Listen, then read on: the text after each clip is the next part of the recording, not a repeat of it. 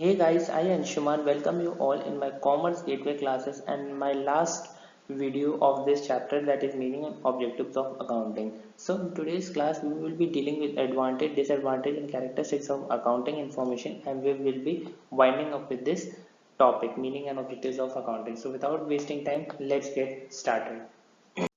Advantages, users and merits of accounting बहुत important topic है। At least 3 to 4 marks के question इससे पूछे जाते हैं और हमें ये बताता है ये टॉपिक के अकाउंट्स करने के फायदे क्या हैं। ठीक है, तो समझते हैं। सबसे पहला जो फायदा है वो it provides a complete and systematic records. ठीक है, अकाउंट्स क्या करता है, सिस्टमैटिक रिकॉर्ड्स बनाने में मदद करता है। ठीक है, कैसे बनाने में मदद करता है, with books of original entry called journal entries. ठीक है, जर्नल एंट्रीज में हम सारे ट्रांजैक्शंस का रिकॉर्ड करते हैं। ठीक है, और एक बार रिकॉर्डिंग हो जाने के बाद, कंप्लीट और सिस्टमैटिक रिकॉर्डिंग हो जाने के बाद उसको लेजर में पोस्ट करते हैं। लेजर से पोस्ट करने के बाद ट्रायल बैलेंस में पोस्ट करते हैं। ट्रायल बैलेंस से पोस्ट करने के बाद फाइनल अकाउंट्स में पोस्ट करते हैं।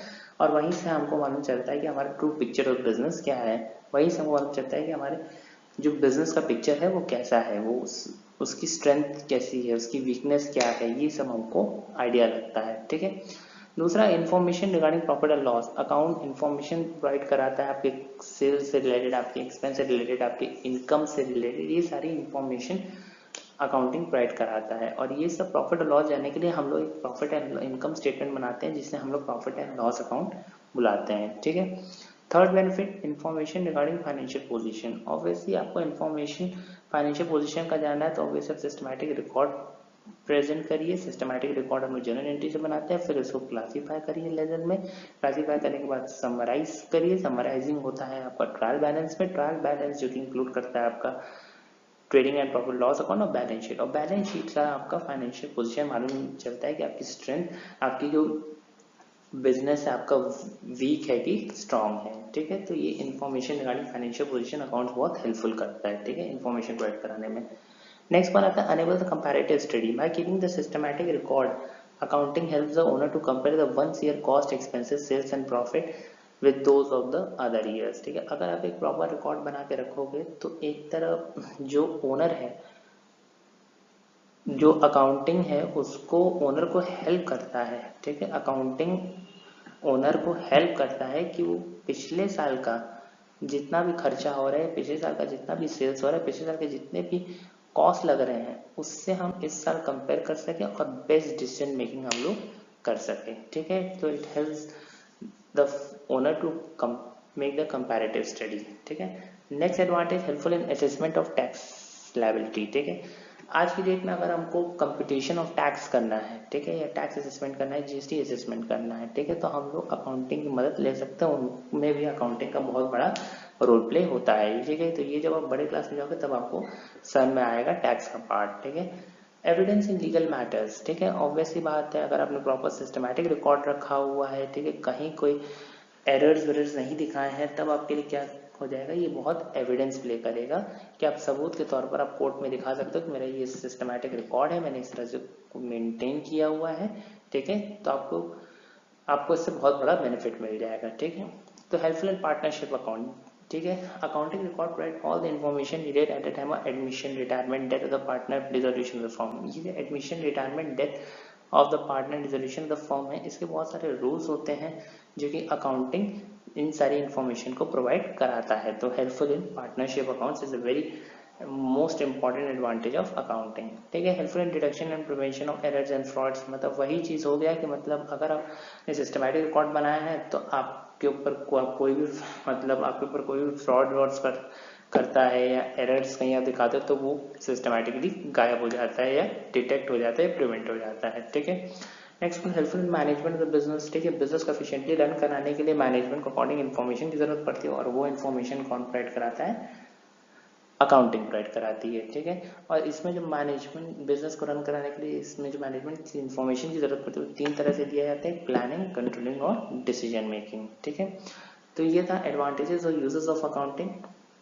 ठीक है, होप सो आपको क्लियर हुआ होगा। अगर नहीं क्लियर है तो मैंने प्रोसीजर बता दिया कैसे क्लियर करना है, ऑन माई कॉन्टैक्ट नंबर। ठीक है, तो moving on to the next slides.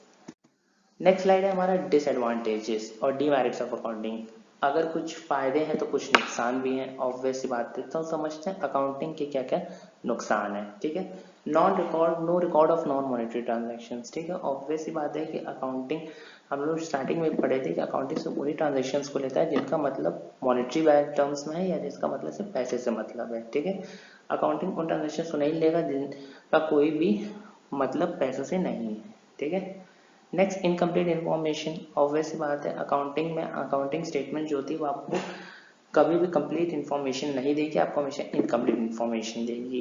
Incomplete information तभी मिलेगा जब बिजनेस क्लोज डाउन होगा, ठीक है। कंप्लीट इन्फॉर्मेशन होता है शुरू से लेकर एंड तक, और शुरू से लेकर एंड तक आपको इन्फॉर्मेशन तभी मिलेगी जब वो इन्फॉर्मेशन कंप्लीट हो जाएगा या बिजनेस क्लोज डाउन हो जाएगा, तब आपको पूरी इन्फॉर्मेशन मिल जाएगी। तो अकाउंटिंग डिस्क्लोजेज है इनकम्प्लीट इन्फॉर्मेशन।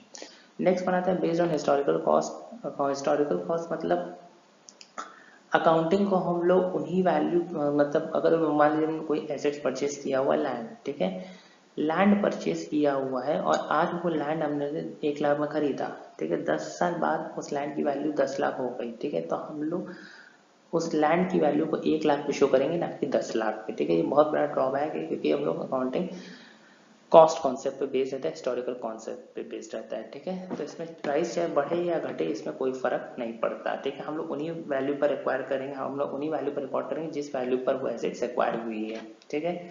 तो नेक्स्ट वन आता है अफेक्टेड बाय विंडो ड्रेसिंग, ठीक है। विंडो ड्रेसिंग क्या होता है? मैनिपुलेटिंग द अकाउंट्स, ठीक है, या अपने से कुछ बढ़ा चढ़ा के कोई एंट्रीज पास कर देना, ठीक है। अब समझते हैं इसका मतलब क्या होता है। जैसे कि मान लीजिए कि आपको आपको बैंक आपको लोन की ज़रूरत है, ठीक है, और आपका जो बिजनेस है वो लॉस पे जा रहा है, लेकिन आपने दिखा दिया कि बिजनेस में फ़ायदा ही फ़ायदा हो रहा है, ऑब्वियसली फ़ायदा होगा तभी तो आपको बैंक लोन देगी, ठीक है। तो आपने क्या किया, एक एंट्रीज अपने से एडअप कर दी, तो वो हो गया विंडो ड्रेसिंग का पार्ट, ठीक है, मतलब आपने घपला किया कुछ ना कुछ, ठीक है। तो ये होता है विंडो ड्रेसिंग का कॉन्सेप्ट, ठीक है। ये भी एक डिसएडवांटेज है अकाउंटिंग का, ठीक है। नेक्स्ट वन आता है अनसुटेबल फॉर फोरकास्टिंग। ऑब्वियस सी बात है कि अकाउंटिंग जो बनाया जाता है वो पास्ट इवेंट्स को देखकर बनाए जाते हैं, ठीक है। तो आप फ्यूचर में अब क्या होगा वो आप डिसाइड नहीं कर सकते, ठीक है। जब तक प्रॉपर प्लानिंग या आप प्रॉपर प्लानिंग या डिसीजन मेकिंग आप नहीं करोगे तब तक आप फ्यूचर का नहीं सोच सकते, ठीक है। Unsuitable for forecasting. नेक्स्ट पर आता है इन्फ्लुएंस बाय पर्सनल जजमेंट्स, ठीक है। Accounting is yet as an science and accountant exercises personal judgments in respect of various terms, ठीक है। कभी कभी क्या होता है कि इसमें हम लोग बहुत सारी चीज़ों का अनुमान लगाते हैं, ठीक है, एस्टिमेट्स बनाते हैं कि पर्सनल चीज़ें कुछ मतलब अपना से पर्सनल एजम्पशंस है, पर्सनली जज कर लेते हैं हम लोग, ठीक है। अब जैसे कि मान लीजिए अगर मैं लूँ मान लीजिए provision for doubtful debts, provision for doubtful debt basically debtors के लिए होता है, ठीक है। डेटर्स मतलब जिनसे आपने उधारी लिया, ठीक है, जिनसे आपने उधारी लिया, एक मिनट, ठीक है।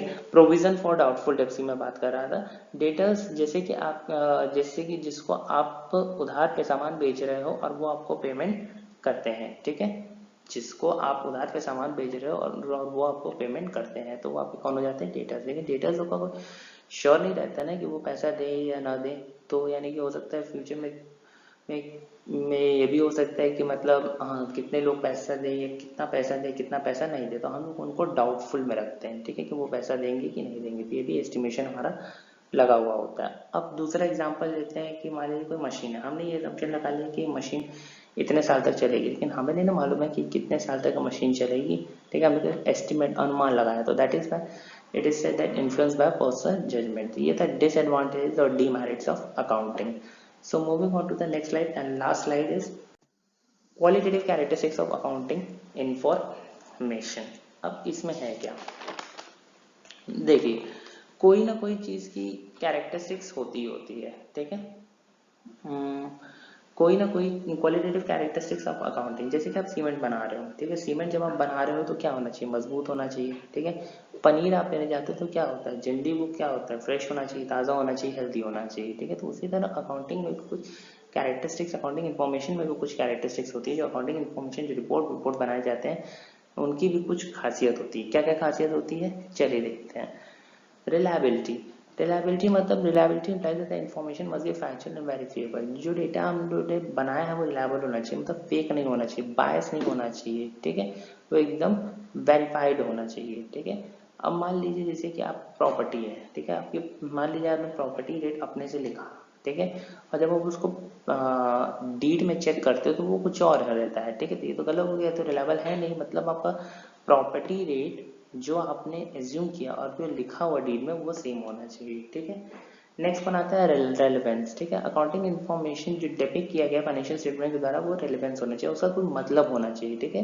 Irrelevant information should not be included in financial statement. इसमें इससे क्या होता है कि मतलब मैनेजर्स को या मैनेजमेंट डिसीजन मेकिंग करें उनको बहुत प्रॉब्लम हो जाती है, ठीक है, इसलिए हो सकता है कभी कभी वो लोग करेक्ट डिसीजन भी ले सकते हैं, ठीक है। तो ये था रेलेवेंस। अंडरस्टैंडेबिलिटी, जो अकाउंटिंग इन्फॉर्मेशन या हम लोगों ने बनाया है या अकाउंटिंग इन्फॉर्मेशन जो प्रेजेंट किया है वो अंडरस्टैंडेबल, वो एक ही बार में मैनेजर को समझ आ जाना चाहिए, मतलब बातों को हम लोग घुमा फिरा के, डेटा को हम लोग घुमा फिरा के नहीं लिखना चाहिए, टू द पॉइंट ही हम लोग को सारी बातें क्लियर करनी चाहिए, ठीक है। Comparability, financial statement should contain the figures, हम लोग कुछ डेटा अगर चाहे तो डाल सकते हैं, इससे क्या होता है कंपैरिजन करने में बहुत आसानी हो सकती है कि पिछले साल हमारा फॉर्म का परफॉर्मेंस इतना था और इस साल हमारे फॉर्म्स का परफॉर्मेंस इतना था, पिछले साल हमारा सेल्स इतना हो और इस साल हमारा सेल्स इतना हो, तो ये था कंपेयर करने में बहुत आसानी हो जाती है, ठीक है।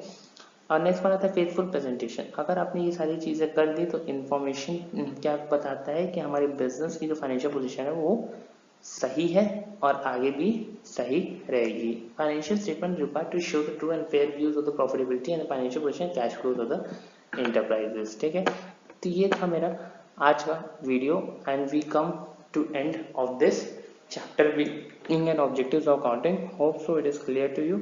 So in next class we will starting with second chapter of accounting, that is basic accounting terms.